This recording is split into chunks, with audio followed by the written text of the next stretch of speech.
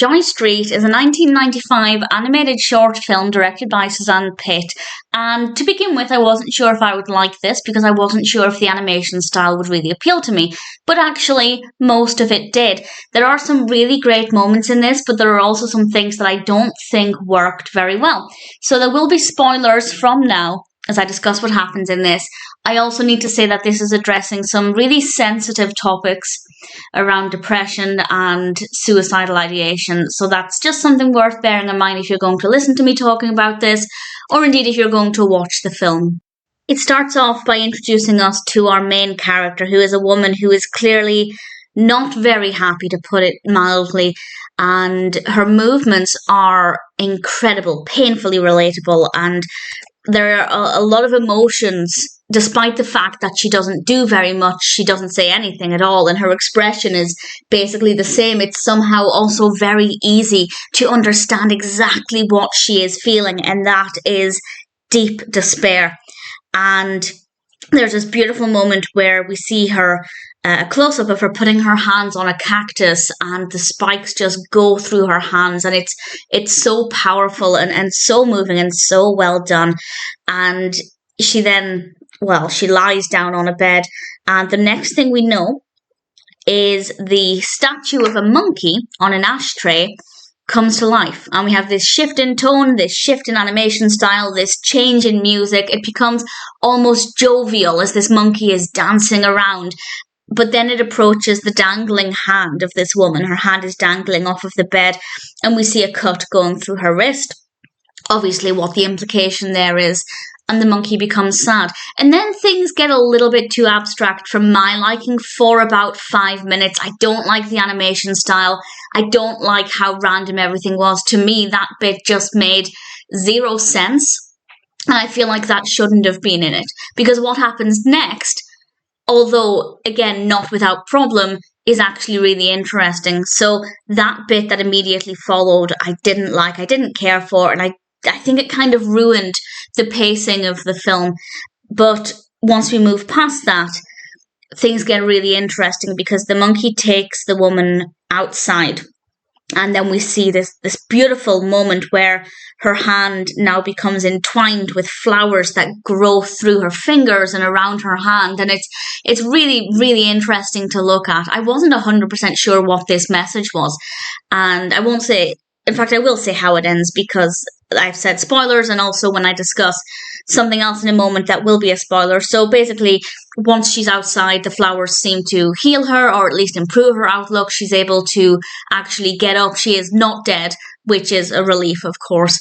And it's certainly an interesting way to end things. But I was still thinking, what really is the message here? What is the director, the animator, trying to achieve? And I actually went onto Pitt's website, and I'm going to share a quote that explains this.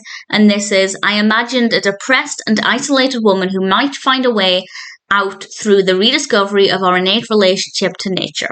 Okay, so that itself is nice. I don't think some flowers can heal a person's deep-rooted depression, but I do like the fact that reconnecting with nature can help us get away from the things that might be contributing to these negative thoughts. And I think that that's a really strong message. What doesn't work is the mixed symbolism, because the role of the monkey, if this is all about the power of nature, and allowing us to reconnect with things that are potentially going to help us, which is a beautiful message, why did this ceramic or whatever it's made of monkey on an ashtray have to come to life?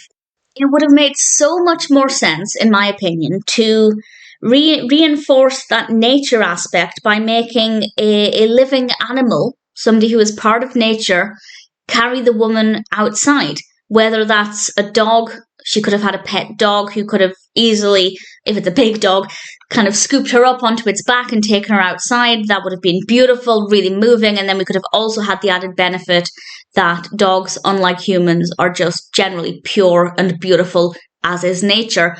And we could have had birds from outside. Now, how could birds lift a woman? Well, in the same way that a tiny ceramic monkey can. So there are ways that I think this could have been done differently to make it better.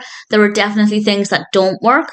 For example, the strange abstract series of images once the monkey approaches her dangling wrist. I just found that kind of ruined things a bit, because, and I might be missing something.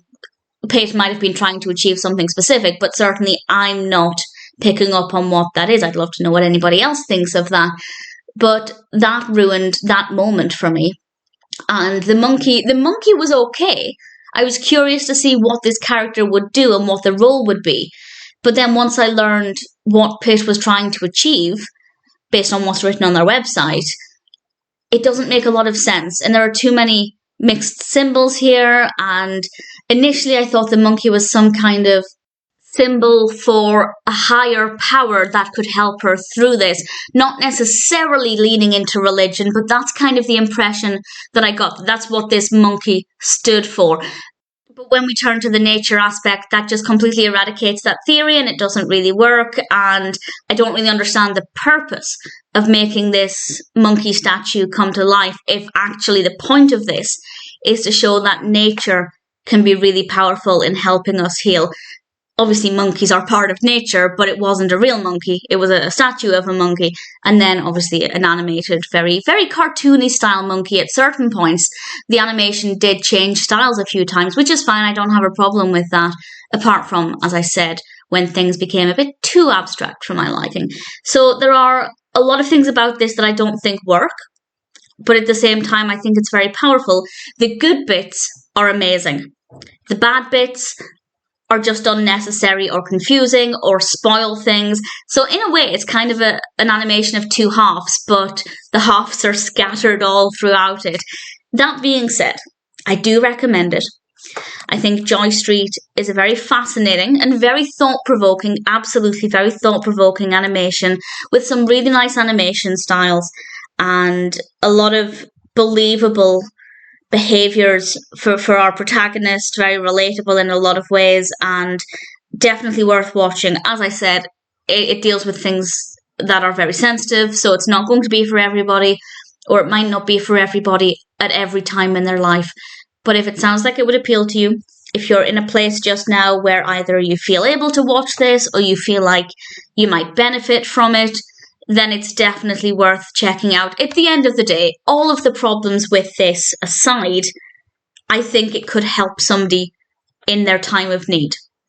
That's not to say it's going to completely turn around somebody's mindset and take them from deep depression to joy, but it can encourage thinking about things differently and connecting with nature. And if a film has the power to do that, then that's a pretty great thing. So everything that I've said basically sums up. It's not perfect, but it's very interesting and pretty powerful.